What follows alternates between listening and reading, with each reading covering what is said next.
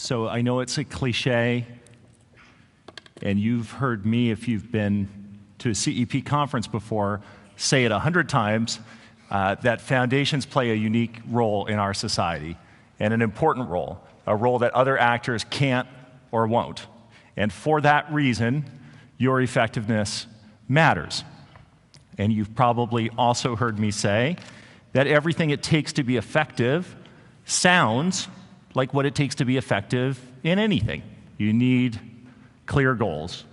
You need coherent strategies. You need disciplined implementation. You need relevant performance indicators. But on every dimension, it's actually way harder than it sounds.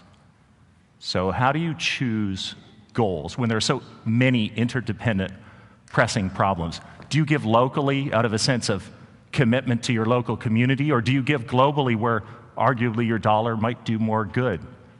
How do you devise and implement strategy when strategy can't be yours alone or it won't work? How do you implement when your implementation is dependent on so many relationships? How do you assess performance when there's no easy metric, no analog to ROI, no universal measure? And that we get mired in bad analogies. And as some of you know, if you read the CEP blog, I don't like analogies between philanthropy and business because I think they confuse things a lot. And even in the area of the foundation grantee relationship, we have these analogies, and they're commonly used. So I don't mean to pick on the people who use them. I just don't think they're helpful. So one of them is grantees are like our vendor.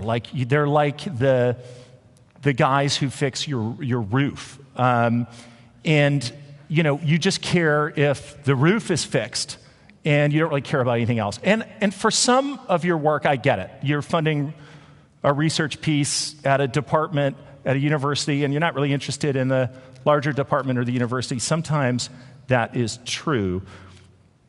But I'd argue that for most of you, there are many grantees whose organizational health should be important for your ability to achieve your goals, and that the vendor relationship isn't the right analog in most cases. Another really common analog is customer. Grantees are our customers. And I don't think this one works either because, as my colleague Kevin Bolduc always points out, the money's flowing in the opposite direction. And the dynamics are completely different. Some of you saw my kids here last night. I was out to dinner with them one time when they were younger with my wife, and we were like celebrating something. We were at a restaurant we shouldn't really have been at with an 11 and an 8-year-old. I don't know what we were doing, but we had justified it somehow. And there we were, and my 11-year-old said, "Mom, there's a mouse." And she said, "Mom, there's another mouse." And my wife went up to tell the folks who work at the restaurant. Turns out there were mice everywhere. My 8-year-old is not, I mean, she's now 12, but she wasn't a rodent fan then.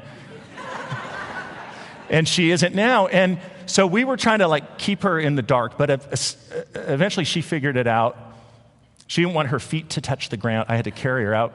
But I digress. The restaurant did not handle the situation well. They kind of minimized it, like it's only a couple. And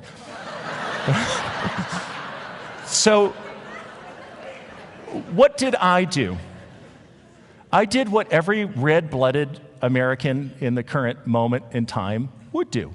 I trashed them online. On every site I could think of. If you go to TripAdvisor and search, that it's still there. So around the same time, I had a bad interaction with a foundation program officer. I'll just say, I did not feel similarly empowered to make my views known. And I think you get why. Okay, so I don't think that's a good analog.